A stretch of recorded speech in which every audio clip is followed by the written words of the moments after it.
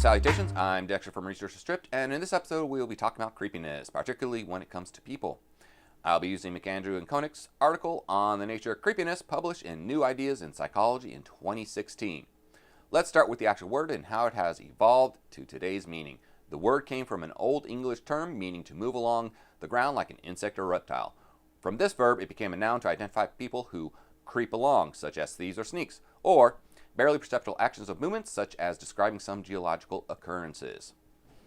In the mid-1800s, it also became a term, the creeps, as a feeling of dread or revulsion. There are studies that describe the physical sensation of being creeped out by a person feeling an actual chill or coldness during the interaction, possibly getting goosebumps, or as if insects were creeping along their skin. Leander et al. Gave an excellent description in their article, "You give me the chills, embodied reactions to inappropriate amounts of behavioral mimicry." They describe the feeling as, people may feel a sudden chill down their spine or goosebumps on their arms when a person or situation makes them feel uneasy or uncomfortable. However, people may not consciously know why the other person makes them feel that way. The interaction itself can be perfectly polite and mundane, even pleasant. There may just be something off about the other person or situation that gives them the chills. Their study used experimenters to improperly use mimicry to make subjects uncomfortable. Mimicry is used by hostage negotiators, pickup artists, counselors, and others to put people at their ease without the person knowing why, and tends to be very effective. Improper mimicry has the opposite effect. You can make people uncomfortable without them being able to put their finger onto why. The authors of On the Nature of Creepiness define it as follows. It is our belief that creepiness is anxiety aroused by the ambiguity of whether there is something to fear or not, and or by the ambiguity of the precise nature of that threat, sexual, physical violence, contamination, etc., that might be present. An example is that a direct threat, say a mugger, or something that is truly revolting doesn't trigger the creeped out feeling. Instead, it is a state of heightened arousal, and not the good kind, which might help you avoid possible enemies or dangers. It not only pertains to people or animals, but also to environments. A museum's sculpture exhibit during the business hours is not creepy, but imagine the same exhibit at night with most of the lights turned off, and it is a completely different matter. The authors focus on interactions between people and state the following hypothesis. Number one, if creepiness communicates potential threat, males should be more likely to be perceived as creepy than females, since males are simply more violent and physically threatening to more people. Number two, related to the first prediction, females should be more likely than males to perceive some sort of sexual threat from a creepy person. Number three, occupations that signal a fascination with threatening stimuli, for example, death or non-normative sex, may attract individuals that would be comfortable in such a work environment. Hence, some occupations should be perceived as creepier than other occupations.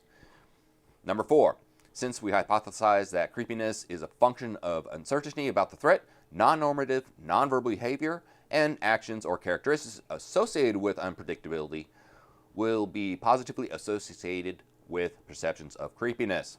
They conducted an online survey of 1,341 people, 1,029 females and 312 males, with the mean average age just under 29. The survey first asked if they thought that a male or female would be more creepy. The survey then listed 44 behavioral patterns and physical characteristics, and 21 occupations which they rated from 1 to 5, not creepy to very creepy scale. Next, the participants gave 2 examples of creepy hobbies. The survey then listed 15 statements that the participants rated from 1, strongly disagree, to 5, strongly agree, before finishing the question asking, do most people know that they are creepy? So, which of the listed occupations were found to be most creepy? Number 1, clowns. Number 2, taxidermists. Number 3, sex shop owners. Number 4, funeral directors. And rounding off the top 5 are taxi drivers, but they have a mostly neutral kind of feeling. I wonder if Uber and Lyft drivers are included in the taxi driver category. And as a side, I have worked in related fields in 2 of the top 5. Good for me. Physical appearance and mannerisms. Top marks for creepiness include: number 1, unkempt hair. I'm pretty good today. 2, oddly dressed. I dress nicely for me. Bags under their eyes. Yeah, I could hide that. Greasy hair. It is gel today.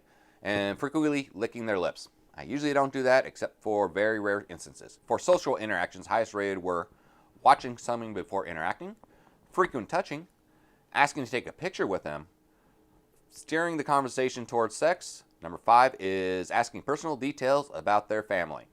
So, now you know why most dancers think that all men are creeps. How many of these interactions do dancers have each shift at work?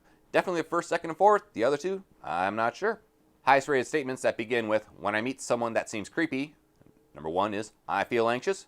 Number 2, I am uncomfortable because I cannot predict how he or she will behave. Number 3, I am sure that the person intends to harm me. Number 4, I believe that he or she is intentionally hiding something from me. So, what about hobbies? The researchers state, just for fun, we asked our participants to list 2 hobbies that they thought of as creepy. Easily the most frequently mentioned creepy hobbies involve collecting things, collecting dolls, insects, reptiles, or body parts, such as teeth, bones, or fingernails, was considered especially creepy. The second most frequently mentioned creepy hobby involved some variation of watching, following, or taking pictures of people, especially children, was thought to be creepy by many of our participants, and bird watchers were considered creepy by many as well.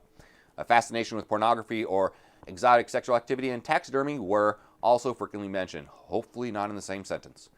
Do people think that creepy people know that they are creepy? Only 8.6% of participants believe that the people know. The remainder either said that they didn't know or were unsure if they knew. Issues with the study. There are several. The first is the possibility of selection bias based upon how the survey was conducted. People had to actively seek out and answer the survey. Another issue is that they don't explain how the researchers came up with their questions and statements. Usually there's a peer review process to ensure that the questions are unbiased and not leading. So, what are the conclusions of this study? First off is creepiness is additive. The more symptoms a person has, and the more creepy they are perceived. So, to be a creep, you have to be a man, have questionable hygiene and fashion, have a preoccupation or an occupation dealing with dead things or sex, behave unpredictably, invade physical and emotional space, or you could simply be a clown. Links to the article and sources are down below as always, and a complete rating and ranking system is available on our website at researcherstrip.com, along with other useful information. And with that, goodbye.